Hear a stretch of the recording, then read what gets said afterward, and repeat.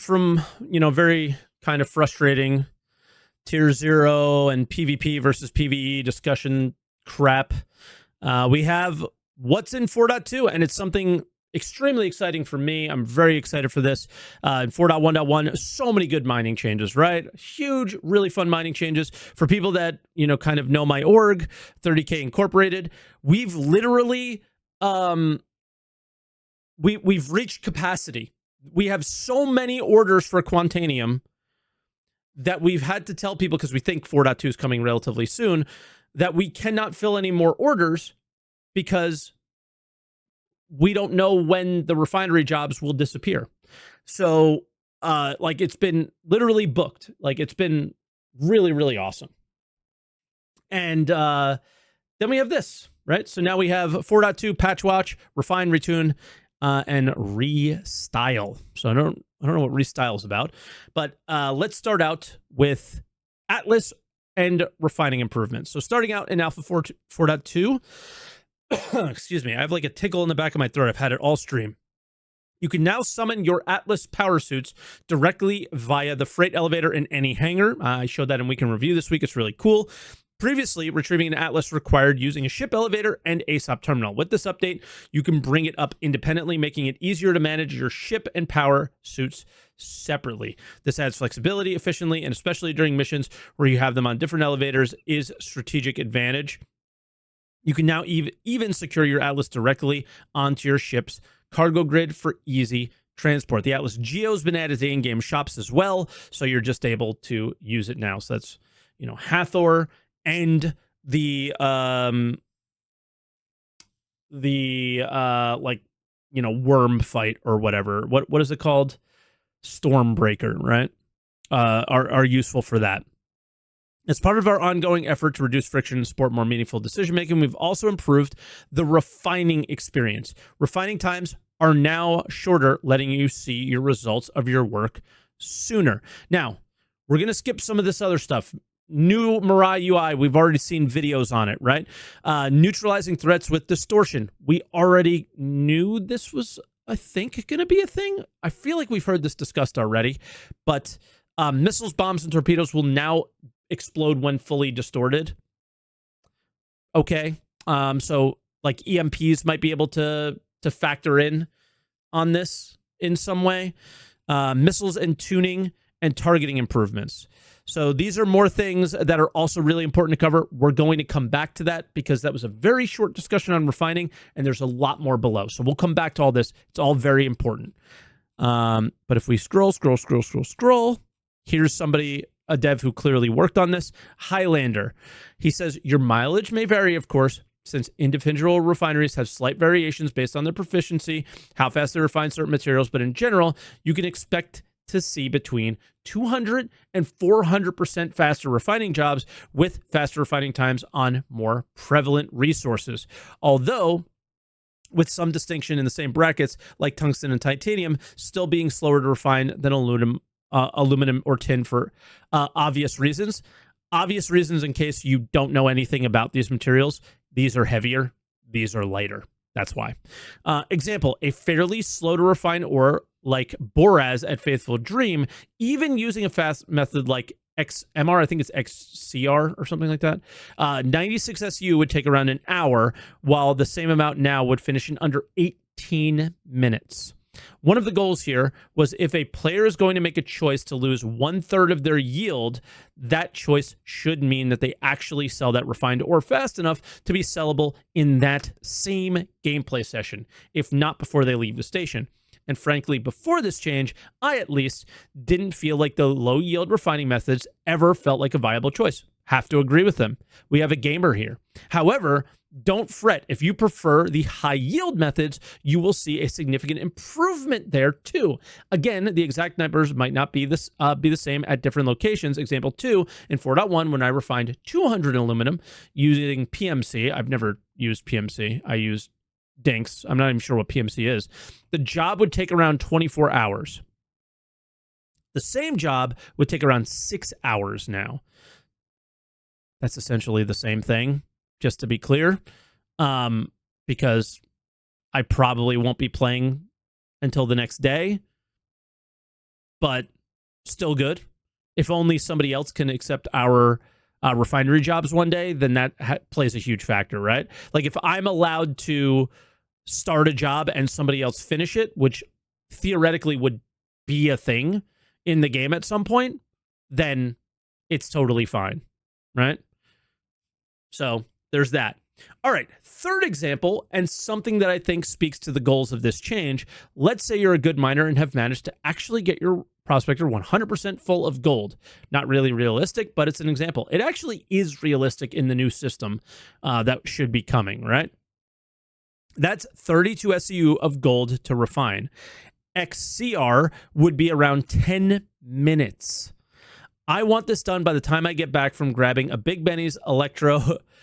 Would be about an hour. I want this to be sellable before I finish playing today. And Dinks would be finished in a bit over 12 hours. I want the most value for my mining, and I'm okay to come back and sell this the next time I play. All three of these mindsets are fine and should have an option to correspond. Yep, I just think Dinks should maybe lose a bit less or something like that. And then we scroll down a little bit more. Do you expect people to take 10 minutes to grab some food in game? I think this is a silly question, but we'll see what he says. Grabbing food, checking in at the medical clinic if you want, refilling hydration, refueling, and storing your mining ship, possibly switching to a cargo ship so you could take the refined resources to a point of sale. I think 10 minutes is a casual pace for that, sure. Although, for those with very little patience at Wide Forest, you should be able to refine a prospector full of aluminum in around 3.5 minutes. Please record your attempts to start that refining job. Go buy a drink and food, finish that drink and food, and get back before the refining process is finished. I think it would be very fun to watch that speed run. Awesome. Super cool stuff, right? For people who like mining, these are huge and awesome changes. I still would never go the faster route, but it sounds like people who want to, they literally have a reason to do so now. Let's get back to the missiles and targeting improvements. In Alpha 4.2, missiles and torpedoes are receiving a comprehensive update and a tuning pass. This includes refined targeting mechanics, enhanced tracking behavior, and broad rebalance across all aspects. Lock quality mechanics. We've streamlined the lock quality mechanics so that once you achieve a lock on target, your missile immediately gains full tracking effectiveness. I don't know how it worked before, but it was very off, right? Like, it would show lock, but you have to wait till they said lock. Goofy stuff. Minimum lock range adjustments. Most missile types now require a slightly increased minimum lock distance, around 1.7 and 2 kilometers, to ensure targets have a fair chance to deploy countermeasures. Okay. Torpedoes on the... Ooh. I feel like this kills the Firebird meta, doesn't it? Good thing. But also, like, stealthy Firebird... Why be stealthy now, I guess, is a thing. But we'll have to see how countermeasures actually work. And again, it's missiles always go from I use them always to I use them never, and they've never really found the middle ground. I don't think this is going to change that. To ensure targets have a fair chance to deploy countermeasures is the thing. It's like you just press the button and it's done. Torpedoes, on the other hand, have had their minimum lock distance slightly reduced to improve usability. Well, they have a minimum lock distance now, right? Like, you can't dumbfire anymore. Or is dumbfiring still allowed? My understanding is you can't dumbfire torpedoes anymore. But, don't know. Anvil Ballista's bespoke Hellion and Scimitar missiles have received specialized tuning to better serve their anti-air role. These now allow for much closer target locking and overall improved tracking capabilities against targets. Hallelujah. They don't arm. Okay, cool. Hallelujah. I think this is fantastic. If anybody has an issue with this, they're pretty crazy because you want vehicles to be useful, and this is how you make them useful. They're also really hard to find and really hard to kill. That makes nose downing at a location actually dangerous. Love to see it. Until they run out of ammo, of course. Surprised they've never made a ship or a vehicle that would really do a good job of like reloading these yet. That would sell really well if they wanted to do that.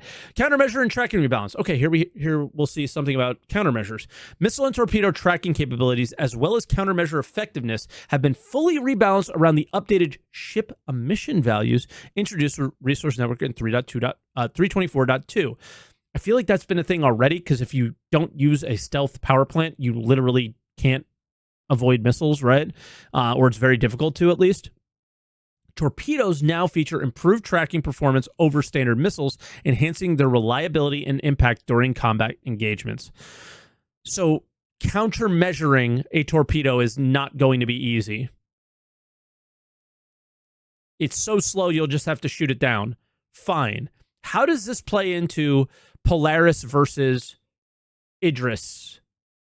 Right? Because that's really the gameplay there. Or Dodge, sure. Additional updates. We've also taken a closer look at other aspects of missile and torpedo gameplay. Explosion safety distance, a new minimum arming safety. Okay, that's what you guys are mentioning. Of 1.5 kilometers has been introduced for all torpedoes. This means torpedoes will no longer detonate until they've traveled at least 1.5 kilometers, whether they're fired with a lock or dumbfired. So, okay, you can still dumbfire. Cool. Explosion radius and damage fall off. The maximum explosion radius for both missiles and torpedoes has been reduced while we further investigate internal components or stored vehicles being damaged too easily from external explosions. Is this applying to bombs as well, or do they like bombs doing what they did? Because that was the meta to kill the Polarises at Hathor, get them down into gravity, I guess, and then bomb them, right? So are we okay with that? I don't personally think that that's that bad, because I think it's kind of got some skill to it, right? Kind of makes that thing useful, because they have not mentioned bombs here, only missiles. We've also increased damage fall-off over distance within the explosion radius for the same reasons. Cool. Health sanity pass. All missile and torpedo types have gone health normalization. Health values now are standardized by weapon size, with smaller missiles being less durable and torpedoes being the most resistant. We're excited to hear your feedback as you test the new systems in 4.2.0 and onwards. Radiation widgets, yeah, they're there, right? Cool. Catch you all next time. Until then, gear up for Alpha Fort. Gear up. Buy stuff on our website. Pretty cool. So, a lot of cool stuff there. Obviously, I'm super excited about the refinery things, but the missile stuff is kind of interesting as well. We'll just have to see how it plays out, right? Kind of see how it has to play out. Are they going to make Rattlers work? No idea. No idea. I have not tried any of this stuff yet, and I'm probably not going to jump into the missile stuff first. I'm probably going to jump into the mining stuff first. So let's do that.